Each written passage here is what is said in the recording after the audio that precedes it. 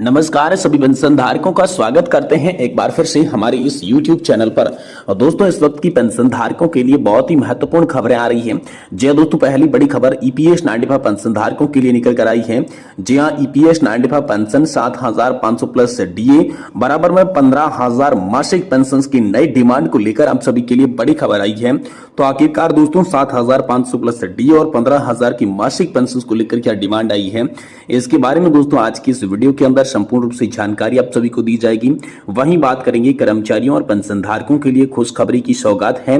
Arrear pension और OROP3 को लेकर बड़ा ऐलान जारी कर दिया जा चुका है। तो आखिरकार एरियर पेंशन और OROP3 को लेकर क्या बड़ा ऐलान कर्मचारियों और पेंशन धारकों के लिए जारी किया गया है, इसके बारे में भी दोस्तों आज की इस वीडियो के अंदर संपूर्ण रूप से जानकारी आप सभी को दी जाएगी। वहीं बात करेंगे केंद्रीय कर्मचारी और पेंशन भोगियों के लिए मिल सकता है बड़ा तोहफा।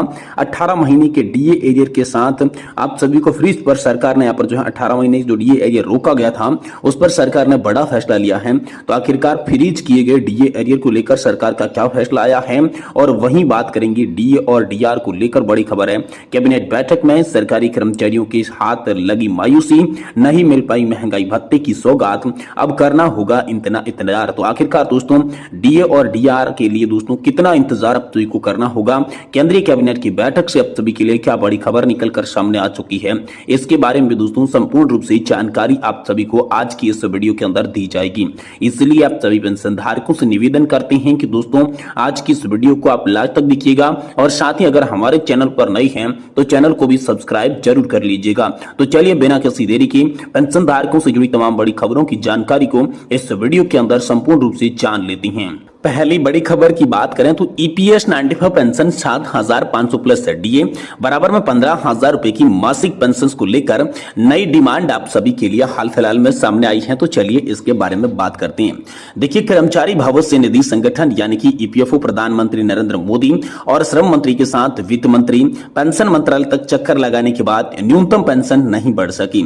इसको लेकर पेंशन भोगी कासा नाराज लग रहे हैं। इसकी झलक उन्हें सोशल मीडिया पर पोस्ट में देखने को मिल रही है।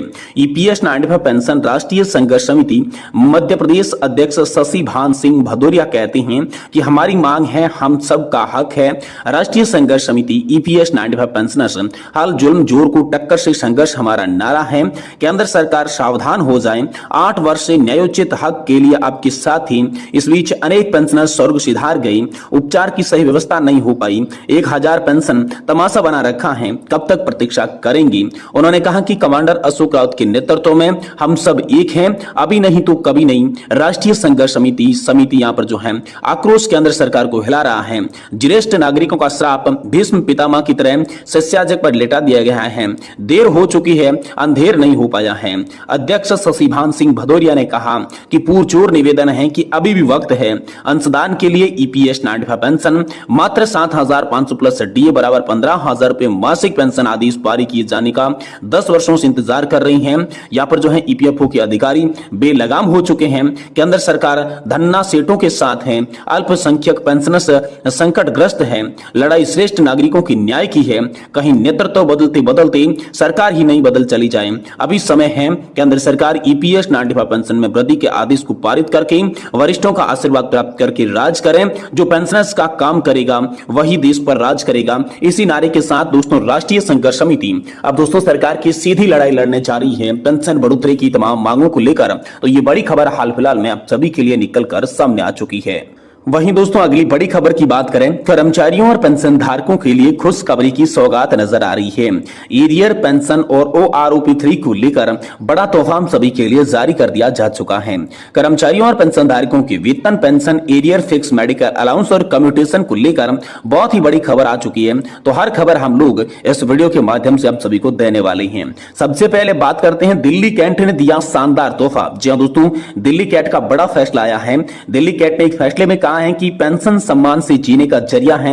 पेंशन भोगियों द्वारा अपना और अपने परिवार की आजीविका चलाते हैं, इसलिए पेंशन को रोका या फिर कम नहीं किया जा सकता। पेंशन रोकने का अधिकार केवल राष्ट्रपति के पास है। सरकार वित्तीय बोझ का हवाला देकर पेंशन को रोक नहीं सकती। जी हां दोस्तों, यहां पर आप सभी के लिए बात करें तो रेलवे ने बड़ा फैसला लिया है।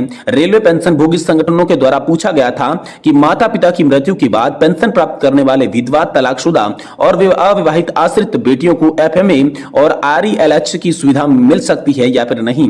इस पर रेल मंत्रालय का लिखित जवाब आ गया है। इसका जवाब में कहा गया कि पेंशन प्राप्त करने वाले ऐसे आश्रित बेटियां इस सुविधा का लाभ लेने के लिए हकदार हैं। वही कम्यूटेशन की बहाली को लेकर भी आप सभी के लिए बड़ी खबर आई। कम्यूटेशन की अवधि 15 साल बीत जाने के बाद भी अगर आपकी पेंशन से कम्यूटेशन की कटौती बंद नहीं हुई है तो आप चेक कर ले कि कहीं आपको यहाँ पर जो है एमएसीपीआई या फिर एसीपीआई ने नहीं मिल रही है। अगर दोस्तों इसका फायदा आपको मिलता है तो इसका कारण आपकी जो भी बेसिक बड़ी है उस हिसाब से आपकी कटौती बंद होगी।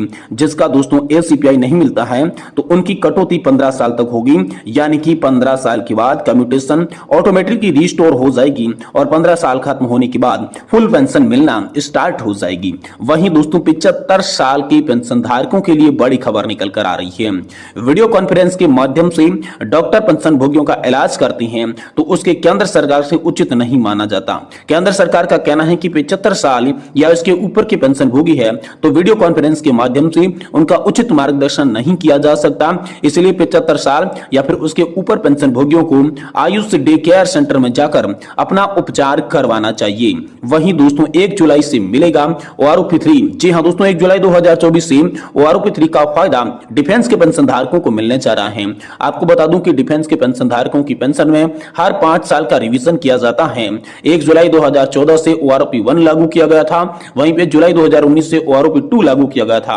हालांकि सुप्रीम कोर्ट ने यह मामला था इसलिए इसको मिलने में देरी हुई। इसका फायदा 1 जुलाई 2019 से दिया गया। अब तीसरा रिवीजन जुलाई 2024 से किया जाएगा। कितनी बढ़कर सैलरी मिलेगी ये भी दोस्तों आप जो है अलग अलग ओआरओपी3 की जो पेंशन टेबल जारी हो रही है उस पेंशन की टेबल पर जाकर देख सकती हैं। वही दोस्तों जो केंद्रीय कर्मचारी है और जो पेंशन भोगी है उनको बड़ा तोहफा मिला है कि 18 महीने की डीए एरियर जो फ्रीज किया गया था उस पर सरकार ने हाल फिलहाल में आप सभी के लिए बड़ा फैसला लिया है। इस निर्णय का उद्देश्य देश की वित्तीय स्थिरता को बनाए रखना था। तो चलिए जानते हैं कि केंद्र सरकार ने 18 महीने के डीए एरियर पर क्या फैसला लिया है, केंद्रीय कर्मचारियों और पेंशन भोगियों को क्या तोहफा मिलने जा रहा है। आइए विस्तार से इसके बारे में बात करते हैं। देखिए डीए एरियर पर सरकार का निर्णय क्या है। तो सरकार ने इस अवधि के दौरान महंगाई भत्ते में वृद्धि की जो जमी हुई रखा, जबकि वास्तविक दरों में निरंतर वृद्धि हो रही थी। इससे कर्मचारी और पेंशन धारकों के बीच महत्वपूर्ण आर्थिक तनाव उत्पन्न हो गया, क्योंकि उन्हें केवल 17% की दर से डीए और डीआर प्राप्त हो रहा था, जबकि वास्तविक दरें 28% तक पहुंच गई थी। तो दोस्तों यहां पर आगामी बैठक में जिसे जल्द ही जल्द आयोजित किया जाएगा 34 करोड़ रुपए की बकाया डीए एरियर पर निर्णय लिया जा सकता है। इस बैठक की प्रतीक्षा कर्मचारियों और पेंशन धारकों के लिए निर्णायक हो सकती है, जिसमें उनकी आर्थिक स्थिति और भविष्य पर महत्वपूर्ण प्रभाव पड़ेगा। इस प्रकार केंद्रीय कर्मचारियों के लिए डीए और डीआर एरियर्स का मुद्दा न केवल वित्तीय प्रश्न है बल्कि उनकी आर्थिक सुरक्षा और भविष्य के लिए एक मार्मिक और प्रभावशाली मुद्दा बन गया है। तो जल्द दोस्तों उन्हें फ्रीज किया हुआ डीए एरियर मिल सकता है। ये बड़ी खबर निकलकर सामने आ रही है।